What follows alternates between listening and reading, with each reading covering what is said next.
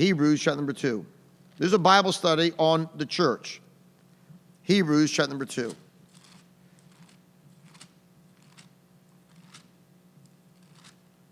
And as you probably heard so many times, the word ecclesia is a Greek word meaning called out assembly. Ek meaning out of. Yes, it's like the root word of exodus. They came out of it.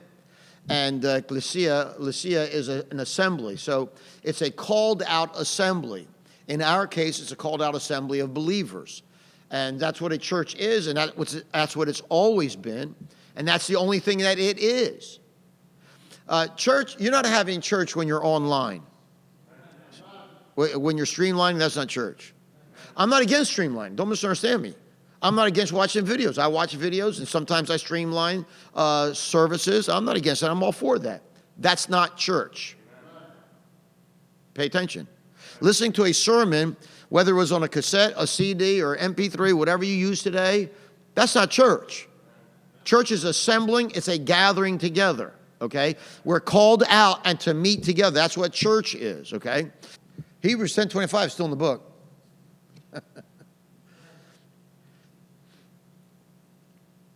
Acts chapter number 2.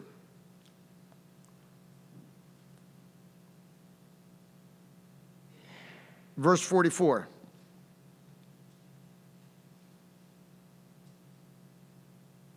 Well, let's go to verse number 41. Then they that gladly received his word were baptized. Can you baptize somebody online? Can you baptize somebody on the internet? Huh? Do you have virtual water? Huh? I know we have virtual church now, you know. The invisible church. The church of the online audience. Then they that gladly received his word were baptized, and the same day there were added unto them about 3,000 souls. And they continued steadfastly in the apostles' doctrine and fellowship, and in breaking of bread. Can you break bread online? And in prayers. And fear came upon every soul, and many wonders and signs were done by the apostles. And all that believed were online.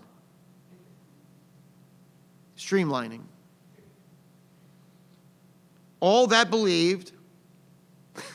You know what? We have sat in the warm, us frogs have sat in the warm water of these burning pots too long. And we're sleeping. We have compromised little by little by little by little by little by little. The temperature's rising out. We're about to be persecuted, and you're still hearing pastors of churches saying, you know what? Just do what the government tells you to do. Bah, bah, bah. Bunch of sheeple, man. Bunch of sheep. You know why? Because people love their lives more than they love Jesus. You just don't want to be persecuted. And I don't want to be persecuted. But we don't have the boldness and the courage to do that which is right today. Keep reading. And all that believed were together and had all things common, and sold their possessions and goods, and parted them to all men as every man had need. Not want, but need. Not want, but need. And they, continuing daily with one accord in the temple, the online temple, and breaking bread from house to house. You know, I was able to, last night, we got home a little later, and I was able to, my daughter, first time, you know, she's in Burma, missionary, and she had her first online cooking thing. She must have started with 6 o'clock in the morning. I don't know what it was over there.